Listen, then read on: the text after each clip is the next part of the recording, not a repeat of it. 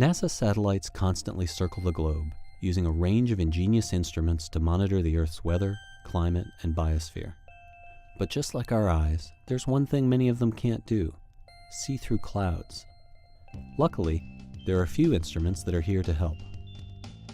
The AMSR-E instrument is a microwave radiometer. That's sort of like a radar in reverse. Has a big dish, kind of like one of those big TV dishes that you see out in people's yards. It sits up on the Aqua satellite, kind of like a hood ornament, and it measures all kinds of important things that we need to know to understand the water cycle. You know, where the water goes, from evaporation in the ocean to rainfall over ocean and land, and sea ice and snow cover, and all of these different things we can measure with this instrument. And they're all important to understand the Earth system, the climate system, to see how everything interacts with everything else. One of the things that we can measure with AMSR-E is sea ice cover in the Arctic and around the Antarctic.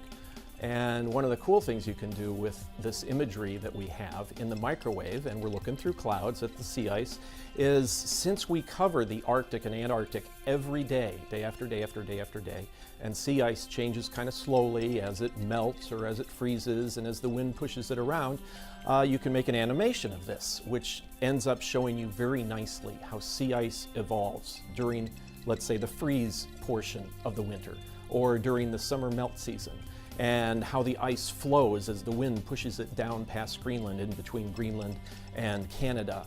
It shows us dynamically what's happening, and what's really cool is that with an instrument like AMSR-E, you can see all this even if there are clouds in the way.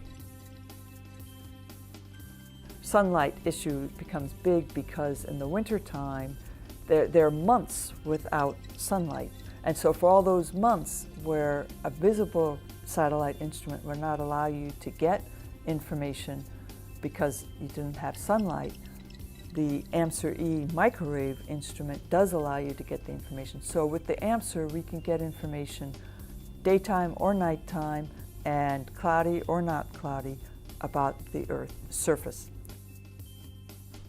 One of the products from AMSR-E that's being used more and more are these sea surface temperatures that we can measure right through clouds, because the hurricane centers around the world using sea surface temperatures from AMSR-E to see how warm the water is out ahead of the hurricane, but then also as the hurricane goes by, it leaves behind a cold wake of water, which if there's a hurricane that's coming behind it, that will tend to kill the hurricane coming behind it. And the hurricane forecasters are excited about the information they have that they didn't have before.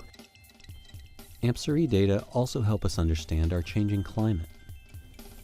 AMSR's contribution to the science of climate change has been, for example, a long-term record of global sea surface temperatures in all weather conditions through clouds.